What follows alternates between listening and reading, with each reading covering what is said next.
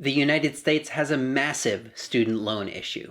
Today, I'm going to share with you Joe Biden's plan for tackling it if he's elected president this November.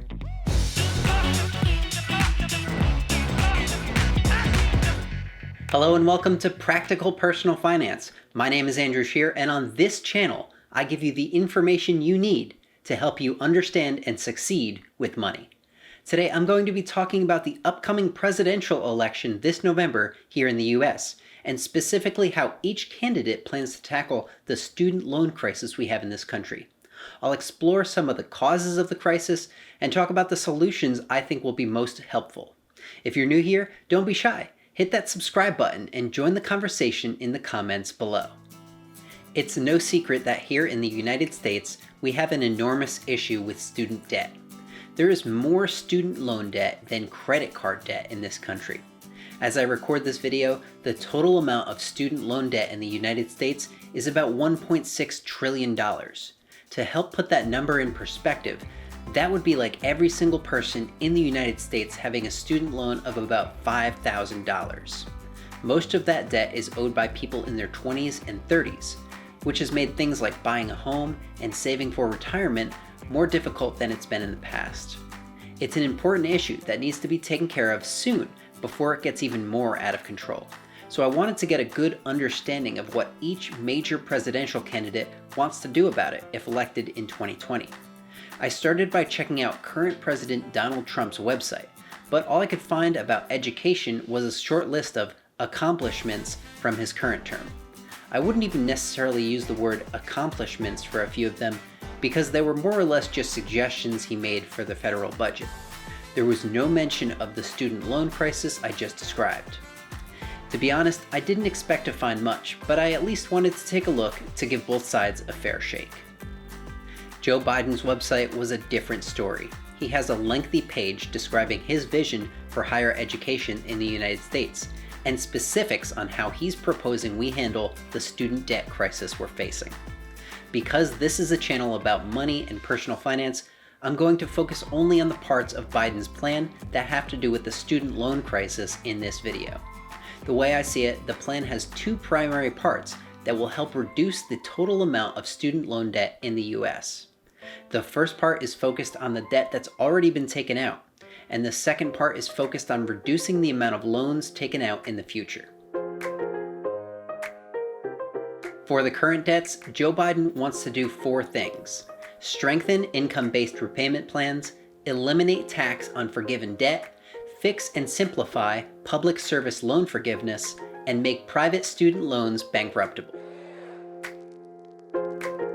Income-based repayment plans help make student loan payments more affordable by limiting the monthly payments to a certain percentage of your monthly discretionary income.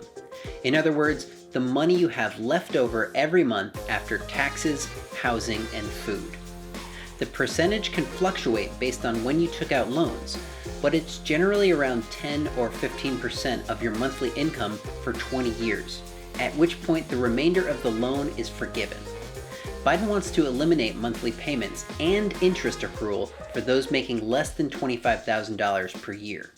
If you make over $25,000 per year, he wants income-based repayment to be capped at just 5% of discretionary income for the same period of 20 years, at which point any remaining balance would be forgiven.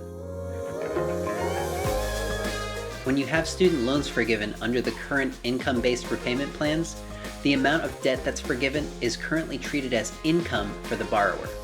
This can sometimes lead to huge, unexpected tax bills, requiring people to take out a loan because they had their loans forgiven. Biden wants to change the tax code to make it so that forgiven student loans are not taxable and people don't get stuck with a bill from the IRS after 20 years of income-based student loan payments. The current system we have for public service loan forgiveness has not been working so well. A very small percentage of people who are applying are actually having their loans forgiven. These are teachers, police officers, social workers, and anyone else serving the public who have spent 10 years of their lives making payments on their student loans, expecting them to be forgiven, and then getting denied when they apply. Joe Biden wants to replace the current program with a new, simple one. Under his plan, if you work in schools, government, and certain nonprofit settings, you'll get $10,000 of student loans forgiven per year for up to 5 years. Considering that the average person with student loan debt owes between $30,000 and $40,000, this should cover just about everyone. Finally, there's the issue of student loans and bankruptcy. Under current bankruptcy laws, except for in rare circumstances, student loans are not able to be discharged. Once you've got them, you're stuck with them. Even if you declare bankruptcy to get rid of credit card debt, car loans, and mortgages, chances are you'll still have your student loans at the end of it. This is true for student loans from the federal government, but it's also true for student loans from private lenders, thanks to bankruptcy reform legislation passed in 2005.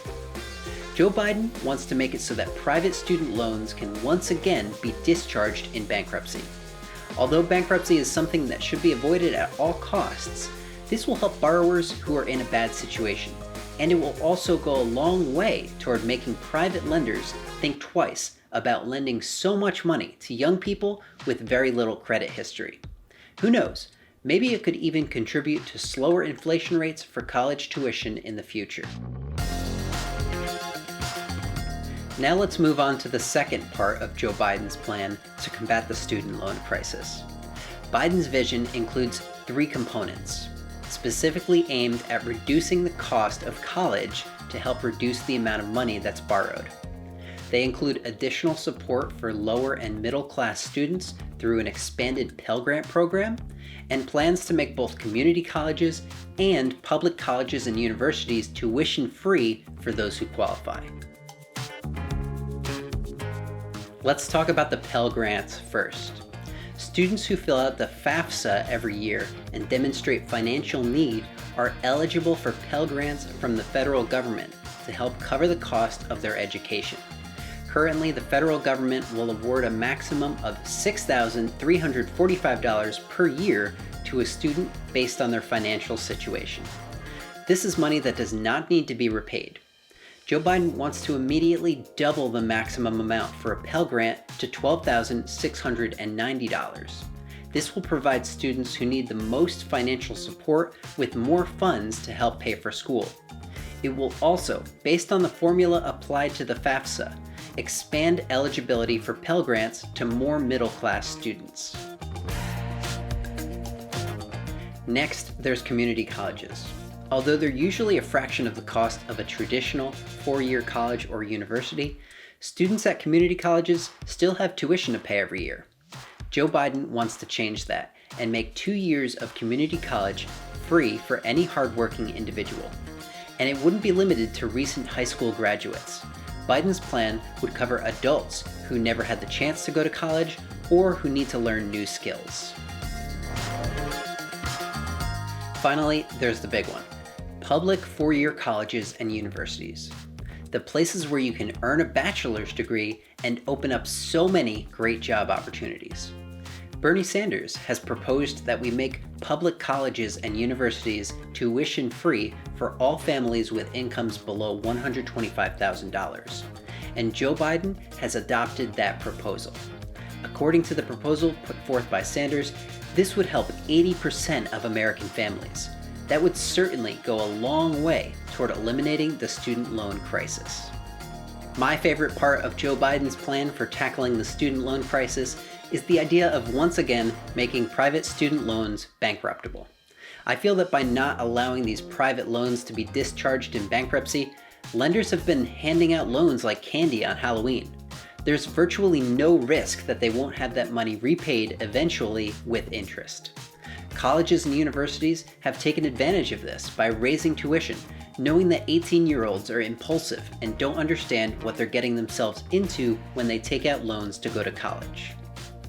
There are a lot of other aspects to Joe Biden's vision for higher education in the United States that aren't so directly tied to the student loan crisis. If you're interested in learning more, I'll leave a link to his website in the description. What do you think of Biden's plan? Is it a winning strategy, or will it ultimately be too difficult to enact? Let me know in the comments.